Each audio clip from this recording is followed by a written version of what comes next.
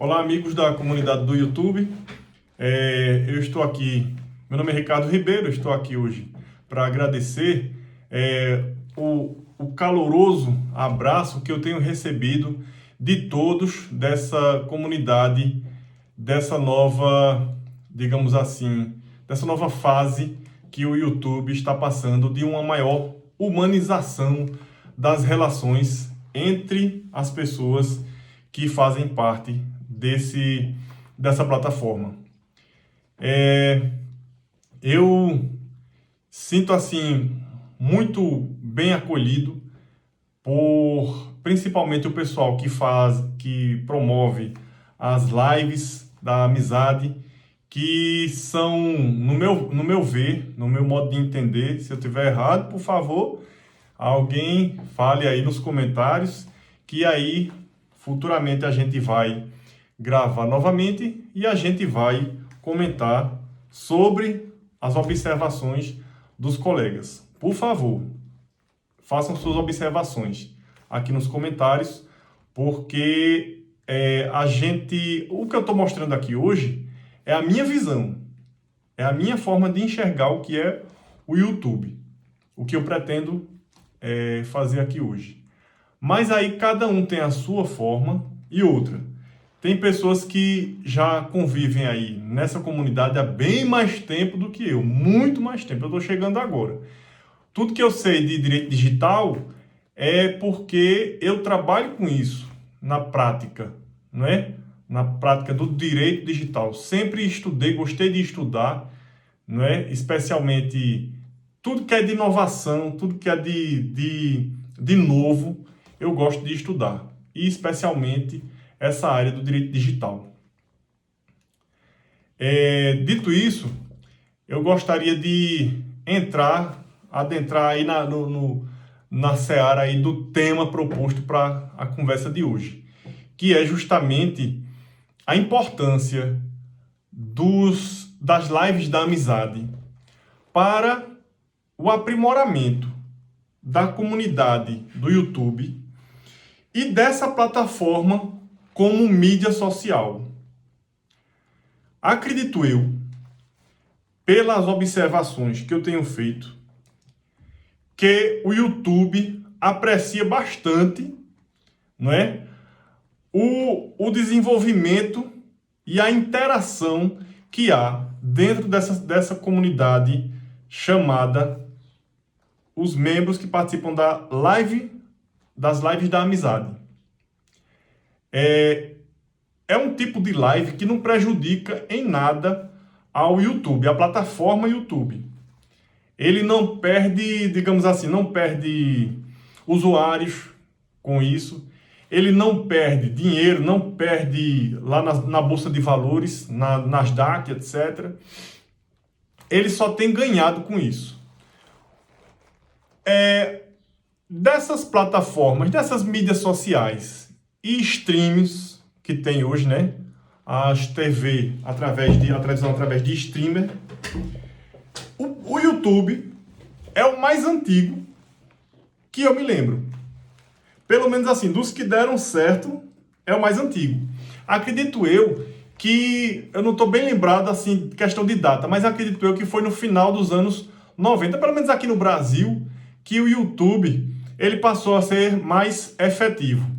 E aí, como eu falei agora há pouco, a primeira rede social, antes ainda do Orkut. E a primeiro stream de televisão, antes de Netflix, antes de Telecine, de Amazon, de outros aí conhecidos. Quando veio o Orkut, quando veio o Facebook, Instagram e o WhatsApp, mudou essa questão das mídias sociais, redimensionou, reequilibrou e assim, tipo, modernizou. Eles trouxeram novas ferramentas para que as pessoas pudessem interagir de uma forma mais eficaz. Mas você pode observar que, especialmente com o desenvolvimento dos outros negócios aí, das outras plataformas de streaming, como Netflix, Telecine, Globoplay, Amazon, a gente vê que o YouTube ele vem garantindo o seu espaço. Com as televisões Smart TV, que a gente tem acesso ao YouTube de graça, né? Só bastando aí assistir aos comerciais que são dos negócios que são promovidos pelo YouTube, a gente vê que o YouTube continua ali, como stream, continua entre os primeiros. E um negócio altamente rentável. Aí nessa questão de mídia social, a gente vê que aqui no Brasil, pelo menos é o que eu tenho observado, é o que a gente pode estudar assim mais efetivamente na prática, são as mídias sociais no Brasil, como o WhatsApp, o Instagram e o Facebook. São os principais, né? Mas aí tem Pinterest, tem LinkedIn, tem Tumblr, que está chegando agora. Mas as duas mais importantes são essas duas, que fazem parte do mesmo grupo, né? WhatsApp, Facebook e Instagram fazem parte do mesmo grupo. Por outro lado, tá ali o Google com o YouTube, né? E chegando agora também o TikTok. Por que eu cheguei ao TikTok? Porque o TikTok, ele é uma rede social que está mudando a forma das pessoas interagirem substancialmente. A gente observa que as pessoas estão passando a se comunicar mais com vídeos curtos, vídeos de 15 a 60 segundos, e que você passa ali a ideia que você quer passar para os seus seguidores, dentro de pouco tempo e com bastante eficácia. Uma ferramenta altamente simples, altamente fácil de se usar. Mas aí o YouTube, ao contrário de perder espaço, o espaço dele foi potencializado. E aí, junto com o TikTok, ele está voltando a crescer. Você pode observar nas bolsas de valores aí pelo mundo, o YouTube, ele está assim, sendo um negócio rentável, as suas ações estão se valorizando como nunca. Especialmente devido a essa questão também da pandemia, a questão da quarentena, né? A gente já está aí há mais de 5 meses de quarentena e as pessoas estão, como uma forma de driblar o isolamento social, estão usando mais essas ferramentas dessas mídias sociais e também o YouTube, né? E aí, o YouTube, ele está adquirindo essa nova feição, não é, de uma rede social mais efetiva. E através das lives da amizade é que a gente está conseguindo se inserir, né? As pessoas aqui que vivem no mundo real estão conseguindo se inserir no mundo virtual. Que o YouTube, ele assim, sempre foi visto como uma plataforma mais elitizada, né? Ela usada ali somente por pequeno número ali de elitizados, né? Mas hoje em dia também com o desenvolvimento das ferramentas, né, celular, a gente pode gravar um vídeo com o celular, um vídeo de boa qualidade. A gente tem vários aplicativos para editar esses vídeos, né? E melhorar ainda mais a aparência desses vídeos, colocando ele publicando ele no YouTube e competindo ali para e passo com os grandes, né? Com os grandes produtoras aí. Sendo que nós temos um diferencial enorme na questão da humanização. O que é que eu quero dizer com isso? Eu quero dizer com isso que a gente tem o poder realmente de falar diretamente para os outros membros daquela comunidade, que são pessoas que têm os mesmos objetivos, os mesmos interesses da gente, né? Dos pequenos produtores e pequenos canais do YouTube. Eu agora, depois dos 40 anos, é que descobri que eu gosto de edição de vídeo, né? E aí também estou publicando vídeo no YouTube, estou interagindo mais por conta dessa pandemia, como eu falei, para driblar o isolamento social, interagindo mais através das plataformas de mídias sociais. Então, eu estou observando que existe um movimento, não é? Que está de pessoas que estão entrando, estão ingressando nesse mundo, um movimento enorme e um movimento que está fazendo mais humanização do YouTube. E um resultado dessa maior humanização são justamente as lives da amizade. Só que os membros dessa comunidade, sim, e antes de falar, vou parabenizar, não é, a todas as pessoas que participam, a todas as pessoas que fazem as lives, não é? Quero cumprimentar, quero demonstrar o meu apoio, o meu carinho, a minha admiração e também que eu estou disponível na medida do possível, do que eu puder ajudar, a ajudar não só cada um individualmente, mas toda a comunidade a crescer juntos. E assim, falar que eu acho lindo esse papel dos canais, veículos dessas lives. Eu acho lindo o papel de eles facilitar a interação entre os pequenos canais e, com isso, fazer com que os pequenos canais possam se desenvolver. Também observo que entre os canais que fazem live, eles também interagem entre si de forma a se ajudar mutuamente. Ou seja, um ajuda o outro a fazer uma live.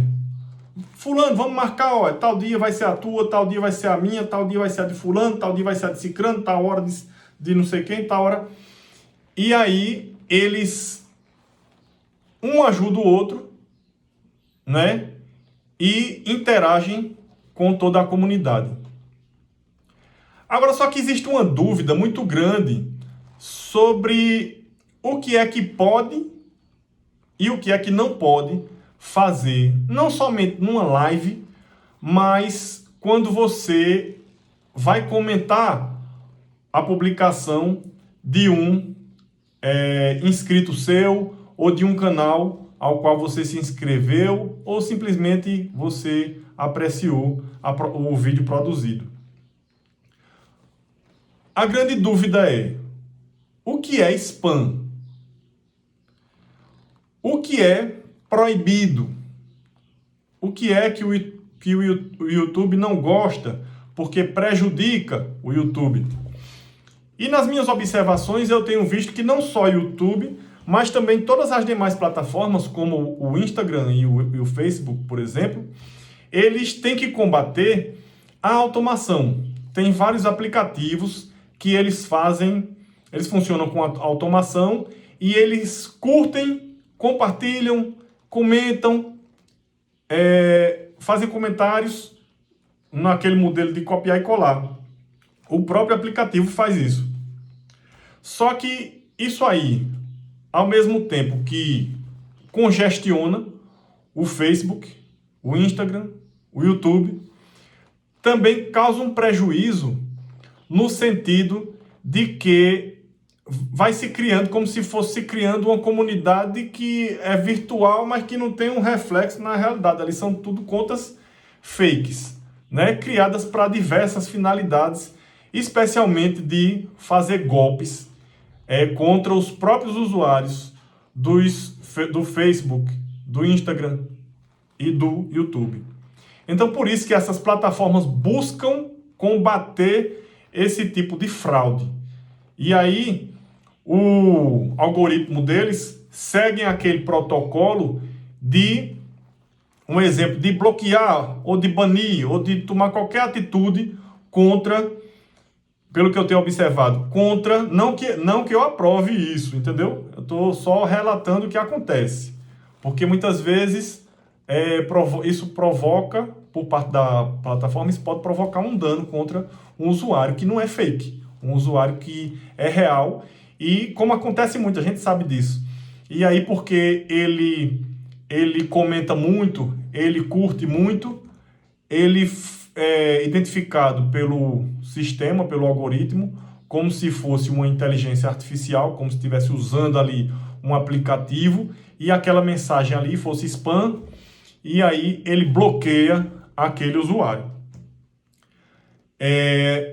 Isso porque realmente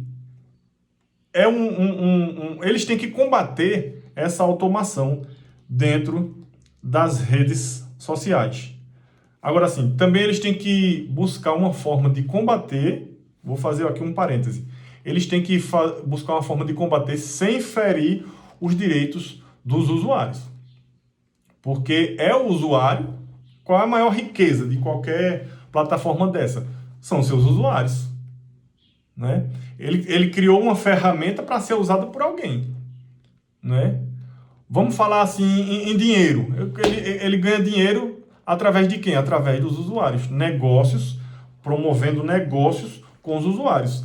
Eles fazendo negócios com os usuários e também terceiros que fazem negócio com eles e com os usuários.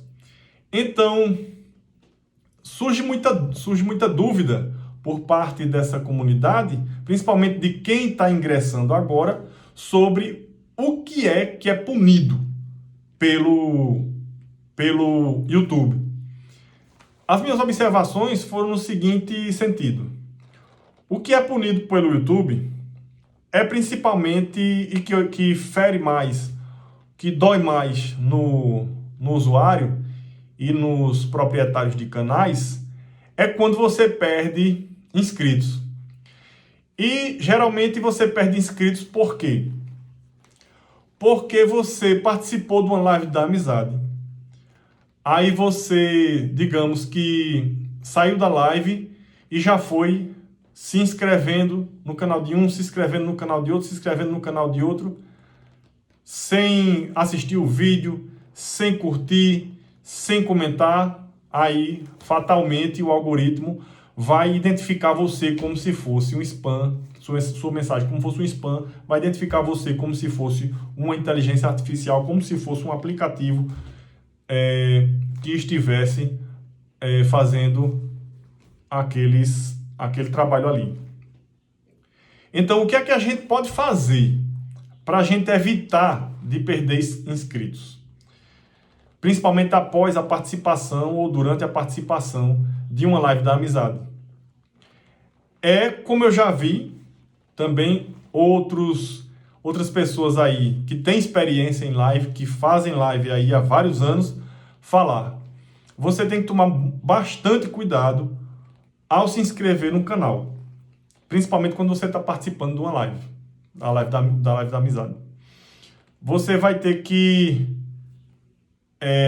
vai no canal de cada um. Você assiste um pedaço do vídeo, pelo menos 1 minuto ou 2 minutos. Aí você curte, você comenta, você tem que interagir, mostrar para o algoritmo que você é um ser humano, você está interagindo como um ser humano. Porque esses aplicativos automatizados, eles não conseguem fazer de tudo, não. Entendesse? Ele não consegue, eles têm um padrão diferente do ser humano.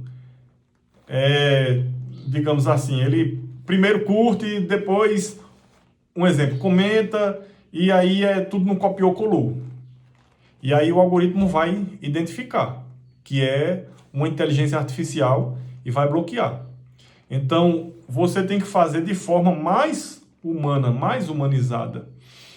E isso é importante também, não somente para não ser punido pelo YouTube, mas também para você desenvolver, não é, as relações sociais dentro da plataforma, o que é muito importante, principalmente para quem está começando. E assim, isso deve ser trabalhado desde o começo.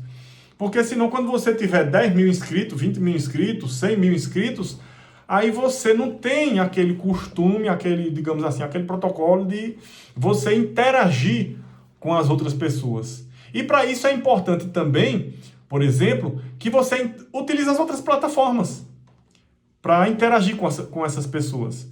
Você pode usar o WhatsApp para interagir com seus inscritos, o Instagram, o Facebook, entendeu? O YouTube não vai bloquear você por conta disso. Ele não tem nenhum prejuízo por conta disso. Porque ele bloqueia às vezes, por exemplo, uma live. Ah, se a live, a pergunta pode ser assim, a sua pergunta, seu pensamento. Ah, mas se o YouTube gosta tanto de lives, por que às vezes ele dá um strike, né? Ele derruba uma live? É porque é o seguinte, às vezes ele pode identificar como que tem várias pessoas ali, só ali copiando e colando.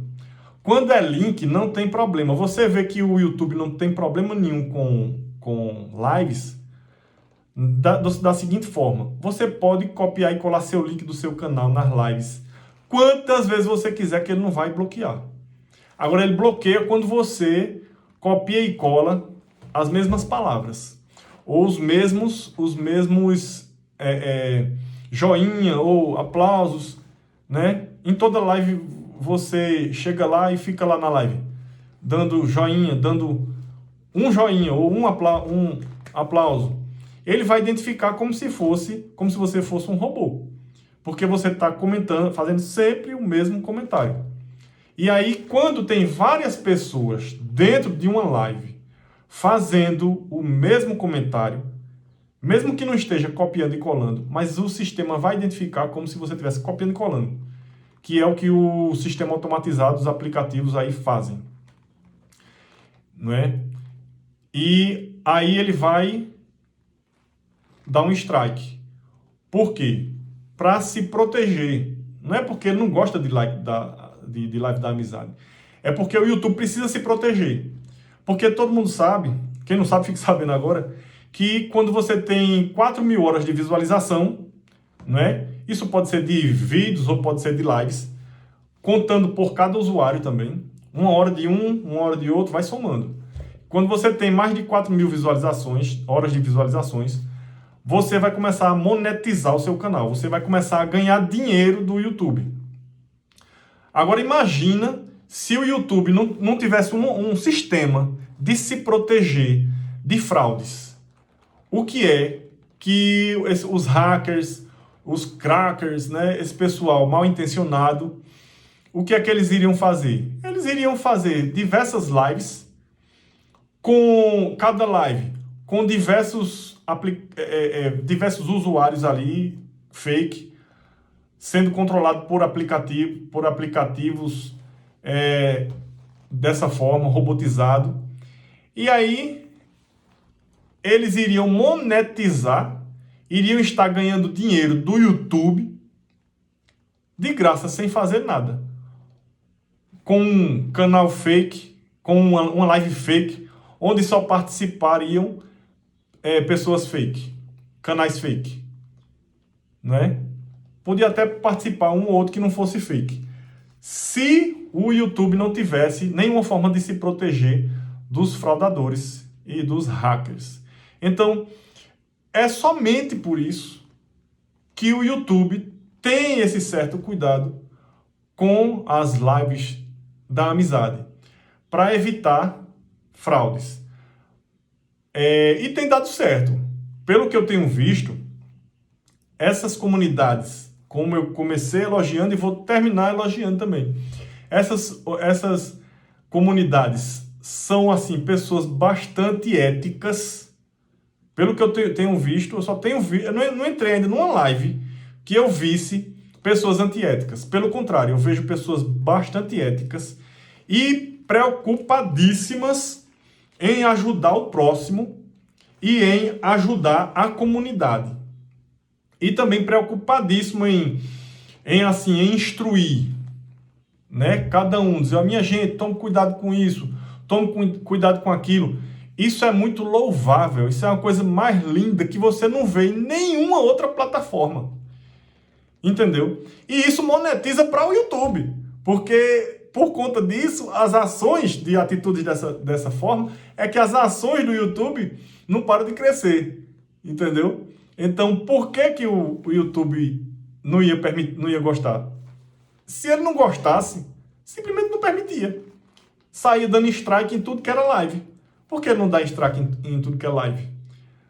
Lembremos que essas lives, elas não estão na Deep Web, elas estão dentro do YouTube, dentro da internet. Elas não são clandestinas, né?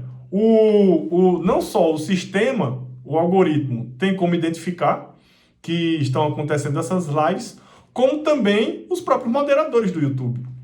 Eles podem entrar na live sem você nem saber quem é, entendeu? Só para ver ali o que é que está acontecendo ali, entendesse? E assim, a gente vê que não acontece nada assim que não seja ali dentro dessas lives da amizade, nada que não seja para beneficiar quem participa das lives e para beneficiar a própria comunidade do YouTube e a própria plataforma do YouTube. É muito linda a humanização que acontece dentro dessa plataforma devido à atuação das lives da amizade. Eu gostaria mais uma vez de parabenizar e também, principalmente, de agradecer por estar me acolhendo nas suas lives. Eu não vou dizer nome de um nem nome de outro, mas vou parabenizar a todos e vou agradecer a todos. Meu muito obrigado, continuem assim e estou às suas ordens, à sua disposição para qualquer coisa que vocês precisarem, de toda a comunidade. A gente tem que estar junto mesmo, porque, como se diz, né? A união é quem faz a força. Muito obrigado.